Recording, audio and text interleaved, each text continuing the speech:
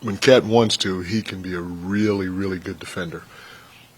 Especially at his size, he can cause some problems. And I've kind of said it all year long, and it's a matter of whether or not he wants to do it that night. And as of late, he's been really good on that end of the floor. I even told him today, I said, your pick and roll defense was at a pretty high level, and that's something that we need for him to continue to do. So you didn't have Josh for the first two regular season games against the Hawks. What made you put him on Jalen Johnson in that last game? What did you see there? In the last regular season game? Yeah. Well, one of the things that Jalen's really good at the pick and roll game, and he does a great job rejecting screens and making it hard for anybody playing the pick and roll game, and so we just wanted to, see if we can cause a little confusion, and just as much as putting Josh on Jalen, it's OG on Okongwu, because Okongwu is really good at the pick and pop to see if we can, you're not going to stop those two guys. Those guys are going to do what they do, but you hope to temper them a little bit, or at least have a chance to control it a little bit. And so it's just just an overall mind thought. And I tell you what, my staff has been not good. They've been absolutely fantastic, and Brendan O'Connor and Darren Ehrman, those two guys are the brains or the thought process of the matchup situation. They brought it, Ern brought it to me, and I said, yay. Do you like what you've seen there? I do. All great teams, great players make adjustments, so we have to continue watching it, and if we have to switch it up, we'll switch it up. Is that like kind of roam free of the basket too by having Daniel? I don't know if roam free is the right word, but because Daniels does a great job of, you saw it in the last game that we call it the rifle action or the Draymond effect, where he'll flash and and guys will play off him with a quick pitch or a quick DHO. So it definitely poses different problems for you. But our biggest thing more than anything else is, you could see it on the tape. They want to play fast. You can see as soon as the ball goes to the net, you can see Nikhil Alexander-Walker and C.J. McCollum. They're doing like this, like get it in, get it in, get it in, get it in. And so we have to do a better job of getting back in transition. You see it on tape again. They're crashing. They're crashing, though. They're coming, and we got to keep putting bodies on bodies, and then not allow them to be able to impact the game in those two areas. You mentioned last night the miscommunications with the small pick and rolls. Yeah. I asked Jalen and Josh a little bit ago that I know they've come up in the NBA with multiple ball handlers, teams have multiple ball handlers on the floor, but it's still a little bit of an unnatural action to guard. When do you remember that kind of becoming a thing in the NBA? Like, is that a little more modern than? It definitely is, yeah. The small.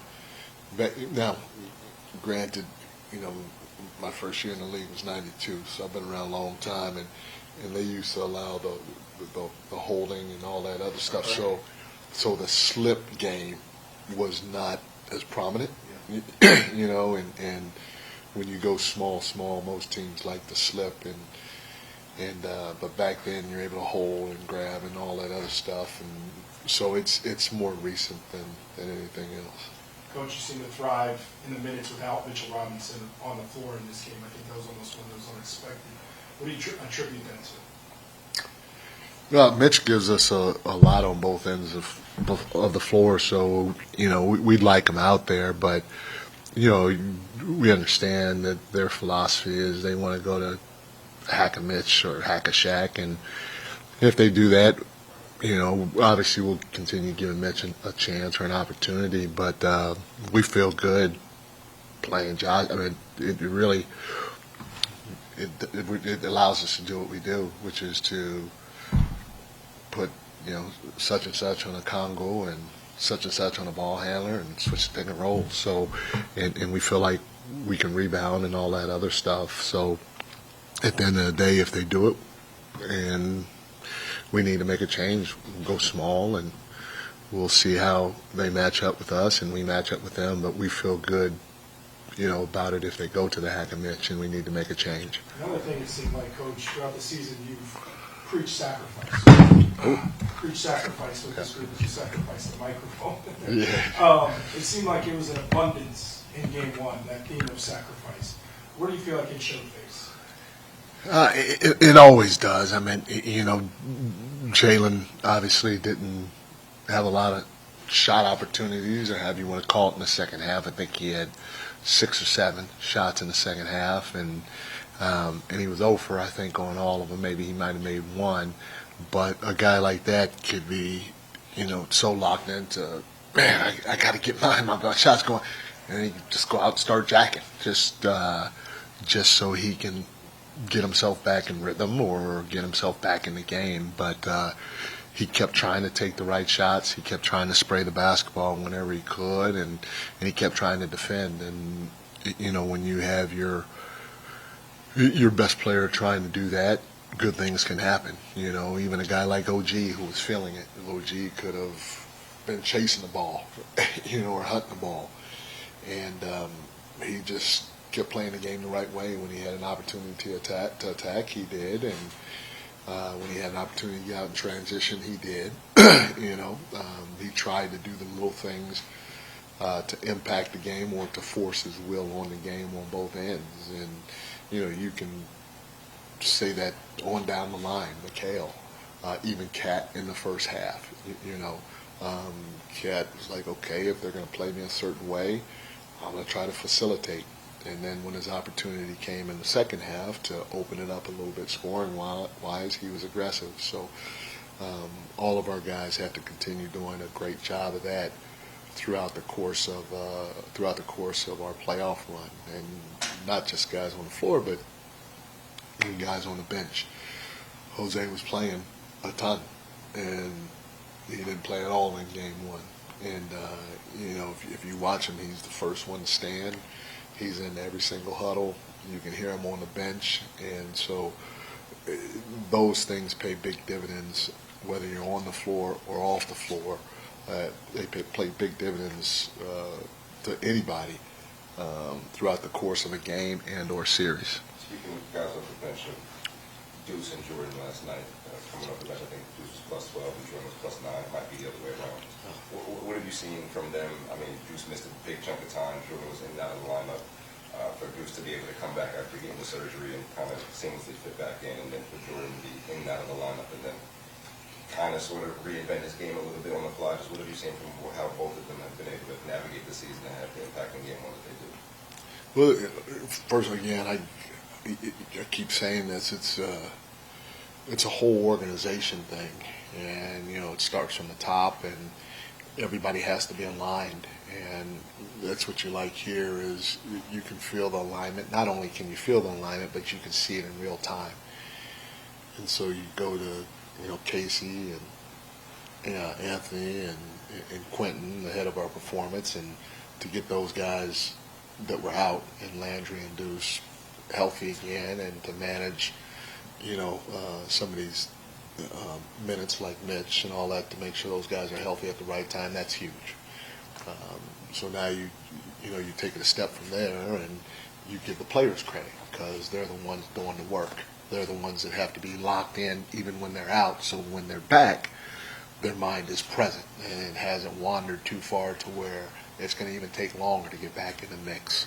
So you give the players a lot of credit, and part of that is with Deuce, he was playing at a pretty high level before he got hurt. So to see him be aggressive offensively, to see him defensively bring a level of physicality, especially when it comes to ball screens or screens off the ball, is huge because we're going to need that, and he knows it.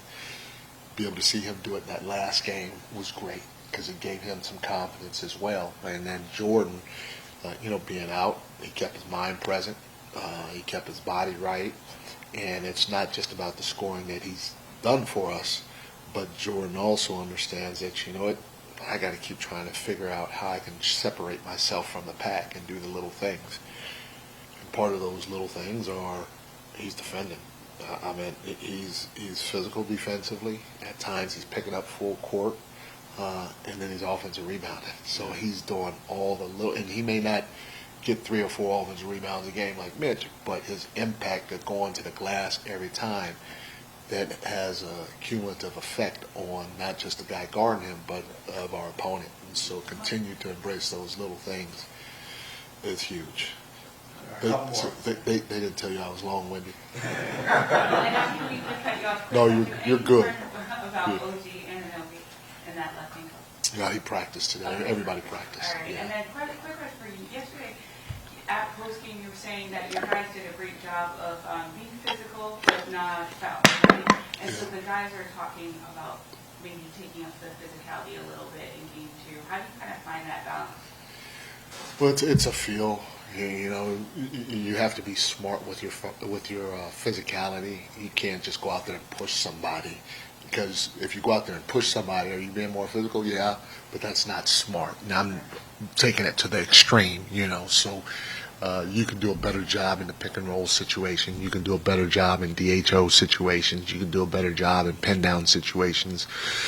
You can do a better job when somebody drives to the rim to lead with your chest and not with your hands. A couple of times we led with our hands, which allowed them to get to the free throw line. So there are ways that you can be physical while being smart, or there are ways you can be more physical while being smart against anybody you play. We're going to do 2 more. Coach, I don't know if you saw, but C.J. McCollum said that Jalen put on a Broadway show when he got kicked in the groin and that for the tech. And I was wondering if you, Jalen said, I have no comment. I was wondering if you had any reaction to what C.J. said. No, I didn't see it.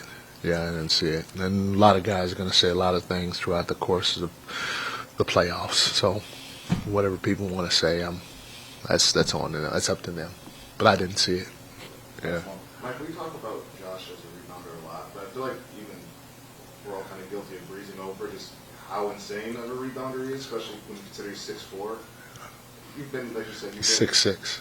That's what he said. He's listed as 6'4". He said somebody. I think he said, yeah, there's a point of contention, but he's officially listed as 6'4". Okay. So I think they're mad at me. In this league, where you've seen different variations, like you said, you've been in since '92. Why do you think should he be mentioned like amongst some of the best guard rebounders, like of time? Like the guy averaged, I think was lead the league in second or third in triple doubles last year, 14 rebounds last night. Like he's consistently been an 8, 9, 10 rebound guy. No, for sure. He by far is one of the best connectors I've been around, that I've seen just in general, because he just does so many little things every time he steps on the floor, and they go unnoticed, you know, or that you could take for granted. And the things he does, we definitely need, especially when you're talking about a physical 7-game series versus anybody that you're facing come playoff time.